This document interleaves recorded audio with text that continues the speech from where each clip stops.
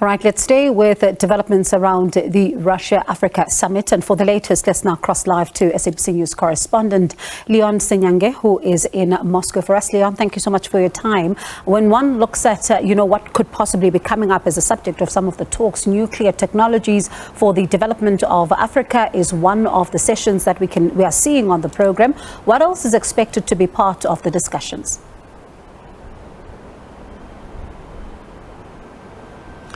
Well, there's definitely quite a lot that is going to be discussed over the next 2 days. First is the plenary session on Thursday, in which President Vladimir Putin will be involved with the African leaders. They're in, of course, purposed for this particular engagement. And the major discussion is how Russia is going to try and redefine its cooperation and involvement ties with African nations. There's been a very huge gap between Russia and Africa over the past several years, with Russia engaging with no less than 15 African countries that they want to expand it in very many areas in terms of culture, trade, education, and specifically to this matter of education, the quota of African students studying in Russian universities they say is going to be increased, and that is definitely very critical. The other aspect, of course, is in terms of security. Just this afternoon, a statement issued by the Russian officials there indicates that they intend on boosting Africa's potential or capacities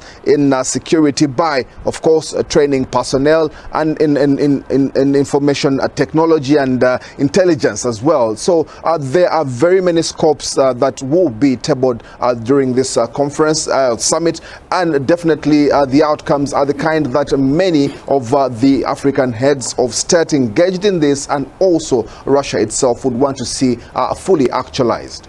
And talking about, this particular summit, there's also, some of the concerns that the Kremlin has raised, accusing the West, in particular the US, of trying to sabotage this particular, summit. Let's talk about the attendance.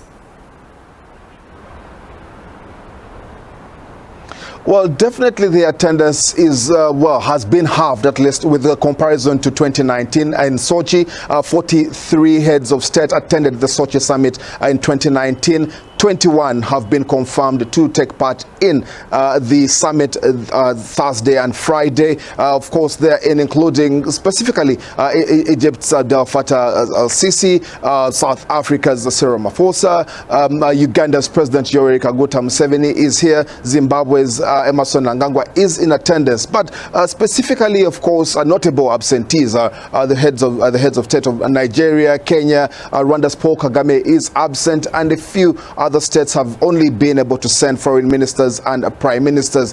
Russia has come out to state that there's been an obnoxious interference by the West in trying to see that the stifle or meddle into the affairs of African heads of state participation in this summit, and definitely there's no appeasement on that particular side. They feel that this is undoing the efforts they're trying to push in trying to expand their relations with African nations.